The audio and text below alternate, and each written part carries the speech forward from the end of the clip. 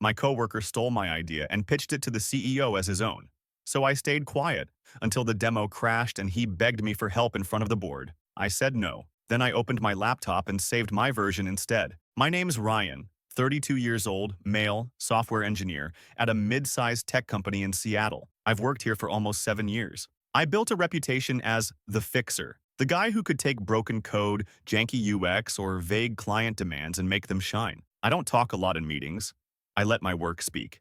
And I guess that was my first mistake, because then came Damien. Damien, 34, male, recently transferred from the marketing department into product strategy, a title that meant nothing and yet somehow gave him access to everything. He had the charisma of a guy who thinks inspirational quotes on Slack are actual leadership. Think white teeth, loud shoes, fast talker, never finishes his coffee. The kind of guy who can pitch a coloring book as blockchain innovation if it gets him 5 minutes with the CEO. When he joined our team, he latched onto me fast. At first, I didn't mind. He laughed at my dry jokes, bought me a beer after a brutal sprint cycle, told me I had quiet genius energy, whatever the hell that means. He started inviting me to syncs and ideation labs that were basically him throwing buzzwords against a whiteboard while I tried not to gnaw my own arm off from secondhand embarrassment. Still, I played along. I figured if I kept my head down, did the work, the right people would notice. They always had before. I'd been developing this internal prototype on the side,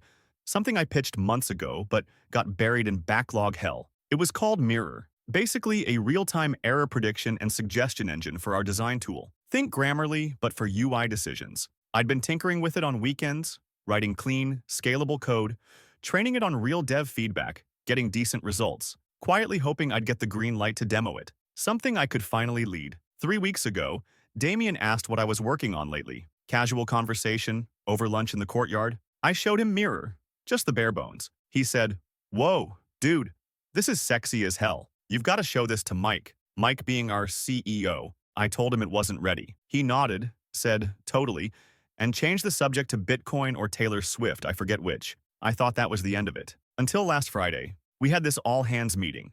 The board was in town. Big quarterly demo day. Damien gets called up to present an exciting new prototype his team's been working on. And I swear to God, my screen froze. He clicks through the slides and there it is. My interface, my logic, my mirror, except he's calling it Vision Flow and acting like it was his idea. Talking about the collaborative dev effort that he supposedly spearheaded, then nodding toward me like I was just one of the grunts who polished it. People clapped, Mike clapped, and I just sat there, staring at a liar in designer shoes. I didn't say a word, not yet, because the real demo, that was scheduled for next week, and Damien had no idea his stolen code was held together by duct tape and ego. But I did. Over the next few days, I didn't sleep much. Not because I was stressing, no. That part had already calcified into something colder. I was quiet, calculating. I spent my evenings watching the playback of Damien's fake demo on repeat, studying every confident gesture, every slide he clearly stole from my design files. It was like watching someone cosplay your personality and get paid for it. You ever see a magician screw up a trick and still try to sell it with flair? That's how he demoed my work. He talked about predictive UX diagnostics like he even knew what a DOM tree was. He kept using words like intelligent empathy modeling and design intuition mapping, which literally meant nothing. I'd written a lean, elegant piece of software. He wrapped it in snake oil and swagger, but I let it slide. I acted normal. That week, Damien strutted through the office like he'd just invented JavaScript. He fist-bumped the interns, gave me an offhand, "couldn't have done it without you, man," in the break room, like he hadn't just Frankensteined my blood, sweat, and keystrokes into his own personal ego rocket. I smiled back. No problem. He had no idea I'd already started cleaning up the real mirror build, the one he didn't even know existed, the real version with full rollback logic, deep learning feedback loops, and, most importantly, a kill switch. See, the version Damien had was the old alpha, sloppy dependencies, hard-coded values. I'd left it in the repo months ago when I spun up my sandbox environment, never expecting anyone to touch it. But Damien found it. And instead of asking me how it worked, he just ran with it. He was showing it off to the board with zero clue it was built like a Jenga tower in a hurricane. That's when I made a decision. I wasn't going to expose him. Not yet. I wanted him to walk himself off the cliff. I wanted witnesses. The final demo to the CEO and board was set for Thursday. Damien booked the main conference room. Full executive team, product heads, investors, Even Mike, our CEO, was flying back early from San Francisco just to see this. On Wednesday night, Damien messaged me on Slack. Hey man, got the demo ready, but the auth token keeps timing out. Can you take a look? I think the backend's freaking out. Of course it is, I thought. Because you're running pre-release code on prod infrastructure like an idiot. I typed back, no worries, I'll check in the morning. Should be an easy fix. What I didn't tell him. I was done fixing his messes. I stayed late that night, polished my version, packed it up in a fresh Docker image, cleaned the UI, updated the logic, wrote my own pitch deck. Nothing flashy, just enough to let the work speak for itself. When I finally left, the office was dark. The city felt cold and metallic outside, like the whole world was holding its breath, waiting. I didn't sleep that night either, but I didn't need to. Tomorrow, Damien was going to burn, and I was going to light the match. Thursday morning felt electric.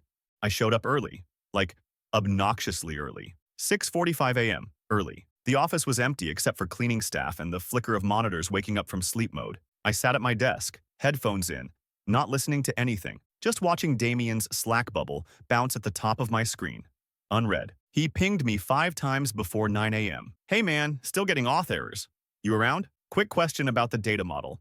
Why does the preview keep freezing? Just need a quick sanity check before the demo. Are you in today, bro? I didn't reply. Let him sweat. 10:45 rolled around, and Damien finally poked his head into my pod. He was already sweating through his overpriced dress shirt. You ever seen a guy smile and beg at the same time? That was Damien. Hey, so weird glitch with the demo instance. Might be a caching issue or something? You mind giving it a once-over? I looked up slowly, like I just noticed him. Sipped my coffee. Deadpan. Oh, you're using that old prototype? He blinked. Yeah? The Vision Flow build. You said it'd be fine. Right, I said, standing. I just assumed you'd, understand how it works. He gave this nervous laugh. Come on, man. Don't be like that. It's demo day. Big moment for both of us. I didn't answer. Just walked past him toward the conference room. He followed like a lost intern. At 11 o'clock sharp, the board filed in. Big money in tailored suits, clutching MacBooks and cold brews. Mike, our CEO, came in last, all teeth and charisma, clapping Damien on the back. You ready to blow us away? Mike said, grinning. Damien nodded. Absolutely. Couldn't have done it without the team. He glanced at me, especially Ryan. That was the last nice thing he ever said to me. He connected his laptop to the projector. Everyone leaned in, and right away, it started glitching. The UI froze on the loading screen. The analytics panel threw an error. When he clicked Predict Outcome, the console exploded in red. He tried refreshing. Nothing. Tried switching tabs. Still broken. A full minute of him flailing before Mike leaned back, eyebrows raised. You said this was stable. Yeah, it worked yesterday, Damien stammered. Might be a firewall issue or a cloud sync problem? I raised my hand. Calm.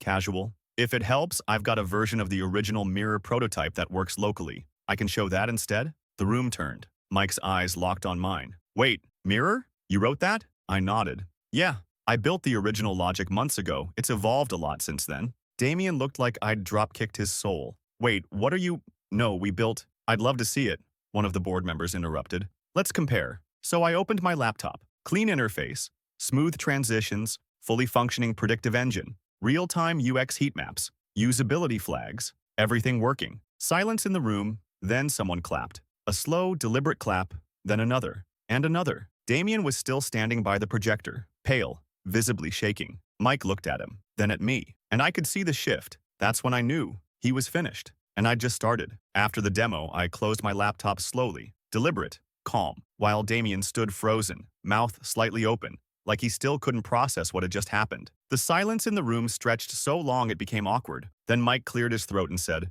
Ryan, can we talk privately? Not Damien. Me. I followed him into one of the small glass-walled meeting rooms. We sat. He leaned forward, elbows on the table, studying me like I'd just grown a second head. Why didn't you tell me? That was the moment I could have let it all out. The months of work, the betrayal, the fact that Damien had taken my code, dressed it in marketing fluff and paraded it around like a Vegas sideshow act. But I didn't. Instead, I said, I figured the product would speak for itself. Mike nodded slowly. It did, loud and clear. Then he leaned back and added, Is he telling the truth at all? Did he work on this with you? I didn't smile, just stared him dead in the eyes. He had access to an old prototype. That's all. Mike didn't respond right away. He just tapped his pen against the table for a few long seconds, then muttered, Well, shit. I left that meeting feeling hollow. Not triumphant, not vindicated, just done. Like some deep part of me had finally given up on playing nice. like I'd been walking around with a weighted vest for years, and it finally slipped off. But now, I had to deal with the fact that I was just standing there, alone, exposed. That afternoon, the fallout started. HR pulled Damien in first. I watched through the glass as his face went from defiant to defensive to desperate in the span of 10 minutes. He gestured wildly, pulled out his phone, raised his voice, then quieted, head lowered, left the room, red-faced and trembling. He didn't come back to his desk. At 5:03 p.m., an email went out from Mike. Effective immediately, Damien Carter is no longer with the company. We thank him for his contributions and wish him the best. Polite, sanitized, corporate, but everyone knew. By 6 p.m., my Slack had exploded. Coworkers dropping popcorn emojis, design leads asking if I wanted to lead a task force, recruiters I didn't even know I was connected to suddenly sliding into my DMs with phrases like, loved your poise under pressure, and we'd kill for your instincts. It should have felt good, but all I kept thinking about was that look on Damien's face as the code crumbled in front of everyone. That panic, that helplessness. And I remembered how, a month ago, he told me over drinks, you and me, man, we're gonna blow this place up. Ride or die. I just didn't realize he was the bomb. Update 1. All right, so I guess we're doing this. First off, holy hell, I didn't expect that last post to blow up like it did. I've been getting DMs nonstop from, you're my hero, to, you're a cold bastard who ruined a man's life. Even had one guy message me just to say, bet your code still has memory leaks. It doesn't. But thanks for your concern, Kyle. Let me start by addressing the obvious. Yes, I know who keyed my car. It was Damien. Had to be. How do I know? Because right after I found the massive gash carved into the side of my 2015 Civic, like some toddler's idea of revenge art, I checked the security cam footage from our building's parking garage. There he was, plain as day, hood up, gloves on, walking like he was trying not to be noticed, which only made him look sketchier. He paused at my car for about 15 seconds, looked around, then did it. One long, slow drag. Then he walked away like he just did something profound, like he was Banksy and I was supposed to feel humbled by it. I filed a police report. Not that it'll go anywhere, but it's on record now. And here's the part that really fried my circuits.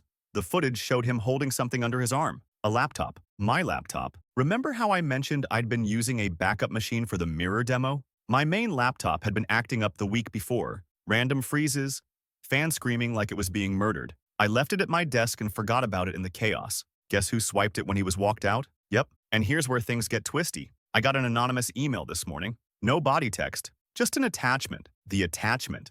A screen recording of someone trying and failing to break the encryption on a local folder labeled Mirror Version 4. It's my folder, my code, and I recognize the desktop layout.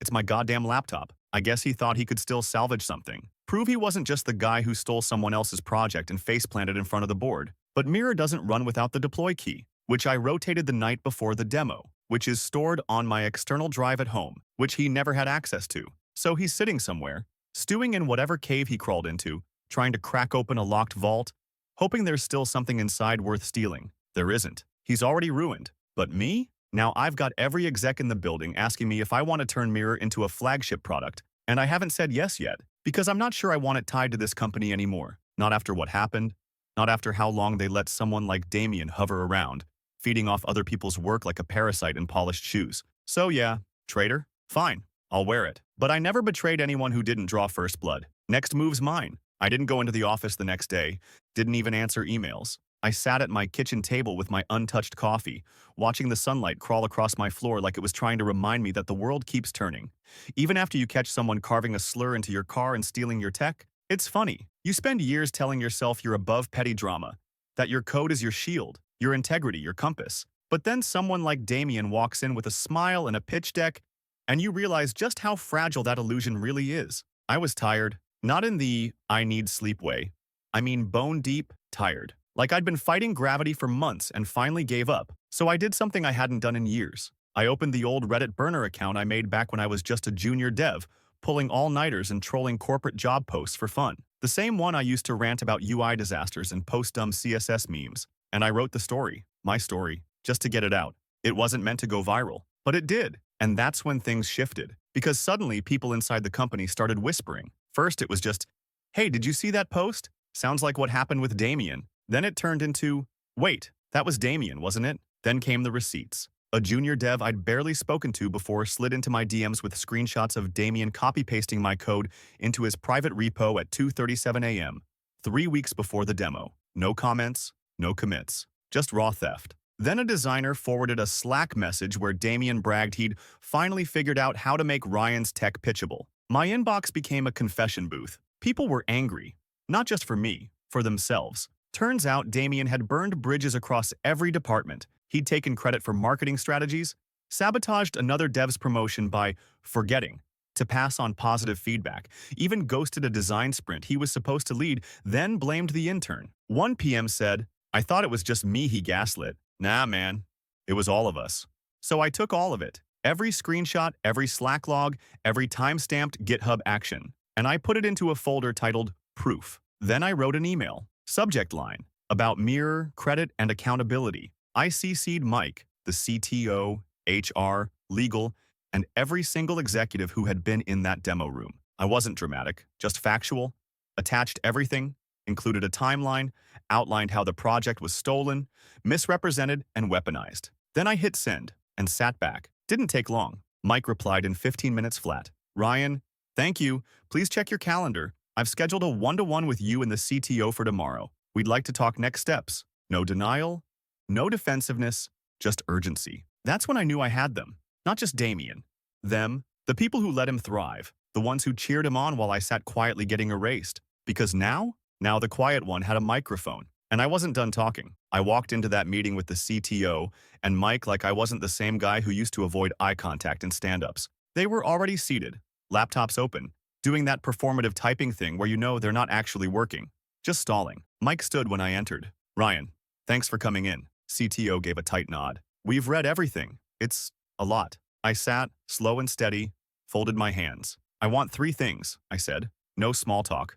No warm-up." They blinked. 1, public acknowledgement, not just internally. I want it known, on record, that Mirror was built by me. My design, my code, my vision. You guys let Damien take that. You're going to correct it. Mike opened his mouth to respond, but I held up a finger. 2, I want full ownership moving forward.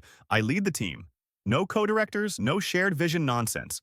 You either trust me or you don't. The CTO glanced at Mike. Mike nodded slowly. "Okay, what's number 3? I looked him dead in the eye. "Make sure someone like Damien never steps foot in this company again. I want a policy in place. Anti-plagiarism protocol, review processes, whatever. Because I'm not burning myself out just for another parasite in a Patagonia vest to show up and charm their way through my work." They were quiet for a moment. Then Mike exhaled like he'd been holding his breath for a year. "Done," he said. And just like that, the balance shifted. Later that week, the company released a statement. Clean. PR approved, but clear enough. It credited Mirror's creation to Ryan M., our senior engineer whose innovation has transformed how we envision predictive UI. My inbox flooded again, this time with congrats, apologies. People I hadn't spoken to since orientation telling me how glad they were to see me get the recognition. And I smiled for about 12 hours, until Damien's sister emailed me. Yup, sister. Apparently, Damien had moved back to California. His life imploded, fired, publicly embarrassed, probably blacklisted from half the industry. She told me he wasn't eating, wasn't leaving his room, claimed he was spiraling, said I ruined her brother's life over a stupid app. She wanted me to apologize, said I owed him a second chance. I stared at that message for a long time, and all I could think about was the day he stood in front of the board, smile wide, selling my soul as if it were a startup. He didn't just steal my work, he tried to erase me, used my silence like it was consent. I didn't respond to her. I forwarded the email to HR instead, and then I opened Mirror. The real one, because I had an update to push. Update 2. He looked nothing like the Damien I remembered. Gone was the slick hair, the cocky stance, the smug little smirk he wore like armor. Standing there in our lobby, Damien looked like a guy who'd spent the last few weeks living off cold pizza and unfinished apologies. Hoodie half-zipped, eyes sunken, hands shoved in his pockets like he was trying to fold himself smaller. Security hovered behind him like they were waiting for a signal. He saw me and stepped forward. "Ryan," he said, voice cracking just slightly. Can we talk?" I stayed behind the front desk, crossed my arms, kept my tone even. "Talk about what? How you keyed my car? Stole my laptop? Lied to every exec in the building?" He winced. I didn't mean for it to get that far. That sentence lit something sharp in my chest. "You didn't mean for you to get caught," I corrected. "You absolutely meant to steal the project. You meant to take credit. You just didn't expect the crash." He nodded, swallowing hard. "I messed up, I know. I panicked, okay? I wasn't thinking straight. I just wanted to make an impression. Mike never noticed me before. None of them did. And that gave you the right to bury someone else's work?" I asked. He ran a hand through his hair. I was desperate. No, I said. I was desperate. Desperate to be seen for something I actually built. You were just entitled. That shut him up. For a second, I almost walked away. Almost. But then he said something that made me stop mid-step. I know you sent my sister that email. I turned back, slowly. You're right. I did. Because I don't need another person trying to guilt me for holding you accountable. He didn't reply. Just stared at the floor. Then, softer. I'm not asking for forgiveness. I needed to say I'm sorry. Face to face. It didn't change anything. But, weirdly, it helped. Not for him. For me. Because I finally realized he wasn't some evil genius. He wasn't a master manipulator or a calculating villain. He was just a weak, arrogant man who gambled with someone else's legacy and lost. So I gave him a nod. Good luck, Damien. And I turned and walked back upstairs. Not for revenge. Not for closure. Just because I had real work to do. Because Mirror. It was going live next month. My name on the launch. My team behind it. My code humming at the center of it all. And Damien? He'd just be another broken feature left behind in the version history. The launch day for Mirror was gray and rainy. Classic Seattle mood. But inside our office, it felt like sunshine. People were buzzing. Engineers triple-checking deployment logs. Product managers refreshing user dashboards like they were watching a playoff game. Even Mike stopped by my desk with 2 coffees and said, "Thought you might need an extra one." Big day. I didn't touch either. I was too focused. Numb, in that weird pre-performance way, like my brain knew the moment was huge but hadn't told my body yet. I stared at the terminal window, the cursor blinking like it was waiting for me to become someone new. One keystroke. Deploy prod. Mirror V 1.0. That was it. My heart thudded once. Hard. Then the command executed. Mirror was live. Within the first hour, we had over 3,000 active users. By lunch, Twitter, okay, X, whatever, was already buzzing. Some UX influencer posted a before and after using our tool and said it was like having a clairvoyant design mentor. By 3 p.m., our server auto-scaling kicked in. By 5, I got a Slack message from a Google PM asking if I'd ever consider a conversation. And yet I couldn't stop thinking about what came before. Because in every line of Mirror's code was a memory. The stupid debugging session at 2 a.m. with greasy takeout and a YouTube tutorial playing on mute. The first time, it successfully predicted a user drop-off, and I screamed alone in my apartment. The weekend, I almost deleted the whole thing because I thought no one would care. I cared. That was enough. Until it wasn't. Until someone tried to erase me and paste their face over everything I built. So I did what I hadn't done yet. I told the whole story, publicly. Posted the full journey on Medium, no names, but every beat. What it's like to be a quiet engineer in a loud room. How it feels when someone takes your voice and uses it for applause you never got. Why I stayed silent until the exact moment I didn't. It spread like wildfire. People messaged me saying they'd had a Damien. One said, "Reading this made me cry." My ex-boss did the same thing. I thought it was just me. Another told me, "You didn't just expose a thief. You gave us all permission to stop being quiet." That hit me. Harder than any praise. Because for the first time in years, I felt heard. Truly heard. Not just for my code, but for my story. And I knew, right then, I hadn't just shipped a product. I'd reclaimed my name. And the silence? I'd burned that to the ground. I didn't expect what came next. The Medium post was supposed to be a closing chapter. My mic drop. Move on, build the next thing, maybe take a real vacation for once. But then the DMs started rolling in from places I never expected. A senior engineer at Adobe, a designer from Spotify, a freaking VP at Notion. They didn't just want to say, "Great post." They wanted to work with me, and not just me. They wanted Mirror. Turns out when you speak honestly, no filters, no PR spin, people listen. And when you pair that honesty with a tool that actually solves problems people care about, you don't just make noise, you start a movement. 3 weeks after the launch, Mike pulled me into his office. No suits, no formalities, just him, leaning against his desk with an unread email open on his monitor. "Ryan," he said, "have you thought about spinning Mirror out?" I blinked. Like, as its own company? Exactly. I sat down hard. The idea had lived somewhere in the back of my brain like a firefly behind glass. Pretty. Impossible. But now, Mike wanted to help fund it, incubate it, give me full equity, full control. I could take it, run with it, own it. No Damien to smile through stolen ideas. No company red tape treating innovation like a liability. Just me, and whatever team I chose. So I said yes. And just like that, Mirror became more than a tool. It became a door out of silence. Out of invisibility, out of survival mode. I left the company 2 weeks later. Quiet resignation, no LinkedIn drama. Just a simple goodbye Slack post and a flood of, "Please let us know where you land." I didn't land. I built something. Mirror now has 5 employees.